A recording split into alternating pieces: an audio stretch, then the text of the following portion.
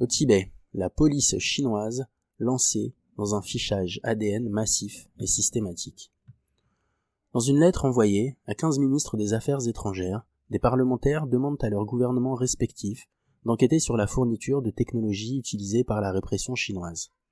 Parmi son courrier du week-end, la ministre française des Affaires étrangères, Catherine Colonna, devrait recevoir une lettre un peu particulière. Laurence Desfranoux pour Libération. La même que 14 de ses homologues à travers le monde. Elle commence ainsi. Ouvrez les guillemets. Nous, membres de l'Alliance interparlementaire sur la Chine, IPAC, vous écrivons pour vous faire part de notre profonde inquiétude quant à l'utilisation du prélèvement massif d'ADN par le gouvernement de la République populaire de Chine dans la région autonome du Tibet, touchant jusqu'à un tiers de la population totale du Tibet, dont de nombreux enfants. Fin de citation. Dans ce document que Libération s'est procuré, une trentaine de parlementaires français, belges, roumains, néo-zélandais, ukrainiens, canadiens ou encore britanniques demandent à leur gouvernement d'enquêter sur tout lien potentiel entre les entreprises de génomique opérant en Chine et la campagne de collecte massive d'ADN menée par les autorités chinoises, notamment le groupe BCGI soutenu par Pékin et l'entreprise américaine Thermo Fisher.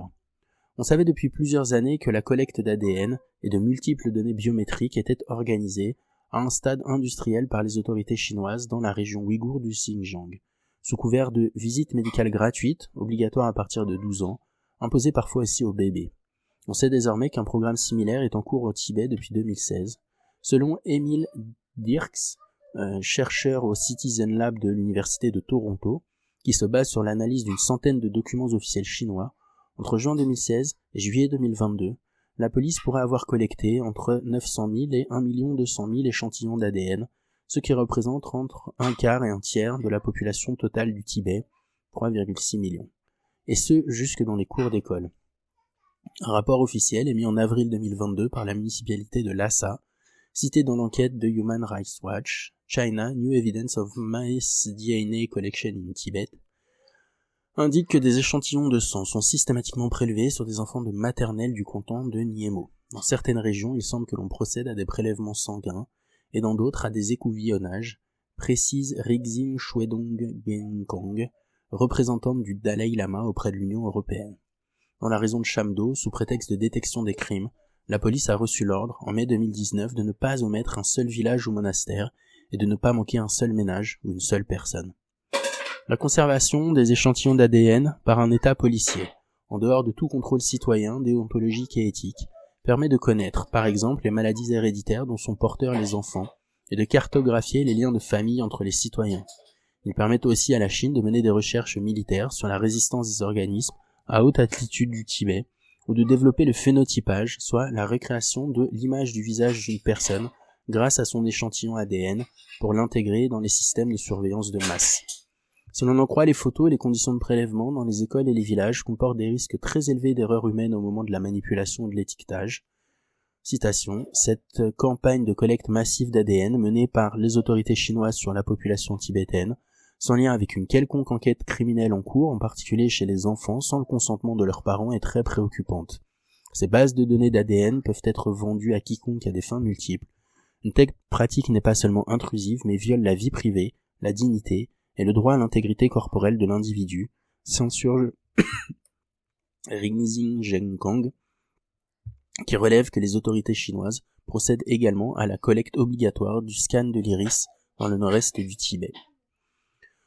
Dans toute la Chine, depuis une dizaine d'années, la police nourrit ses bases de données avec les données biométriques de groupes humains considérés comme problématiques, suspects criminels, anciens prisonniers, migrants, soit environ 8 à 25% des hommes chinois. Mais selon les informations disponibles, il n'y a qu'au Tibet et au Xinjiang, de régions soumises à une répression extrême de la population autochtone, que les prélèvements se font sur les enfants et l'ensemble de la population, sans information des premiers concernés ni possibilité de refus. Une telle forme de contrôle social dirigé contre le peuple tibétain, qui fait déjà l'objet d'une surveillance et d'une répression intense de la part de l'État, est intolérable, réagit le sénateur français André Gratolin, l'un des signataires de l'appel. Les données médicales, déclarées par le président chinois Xi Jinping comme une ressource stratégique, sont un nouvel outil de puissance du Parti communiste chinois. L'entreprise chinoise BGI, la plus grande société de génomique au monde, qui, via un test prénatal, collecte les données génétiques des femmes enceintes, y compris au sein de l'Union européenne, est impliquée dans la collecte du Haut-Tibet. Par le biais des coopérations scientifiques et commerciales, les laboratoires de recherche et les entreprises des démocraties occidentales participent aussi au traitement de ces data. Des séquences d'ADN partielles d'hommes tibétains, anonymisées, sont par exemple stockées dans une base de recherche allemande.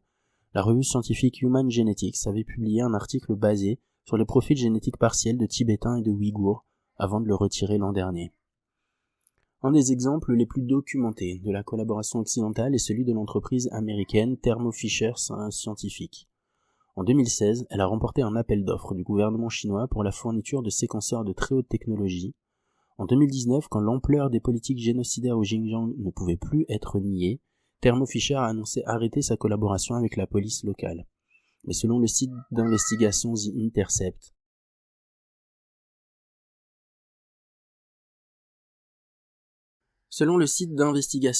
Intercept, en 2021, la police de Lhasa a dépensé 160 000 € pour mettre à niveau un séquenceur fourni par Thermo Fisher.